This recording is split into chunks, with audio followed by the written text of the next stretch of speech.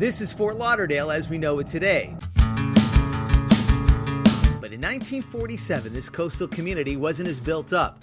Christopher Barfield is the curator at the city's Historical Society. Mostly small local businesses, and the town was surrounded by farming communities. The sleepy, developing city of Fort Lauderdale was about to be tested in a major way because 2 weeks after Labor Day, a powerhouse Category 4 hurricane was closing in.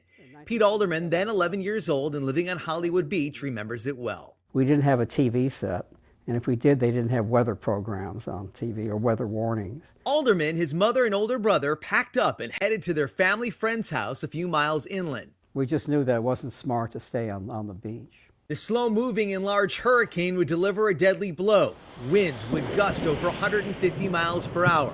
The entire downtown area would be underwater. The New River came out of its banks and did not recede after the hurricane passed. Alderman wouldn't get an ounce of sleep that night. The eerie howling of the wind and the nonstop pounding rain seeping through the house would keep him up. Mopping up the water coming from the windows and under the door. He would return to his childhood home along the beach after the storm. Everything was buried under sand. Well, it was a mess. The city had bulldozers going for 3 days trying to get the sand out of the streets. Surprisingly, the death toll only reached 17.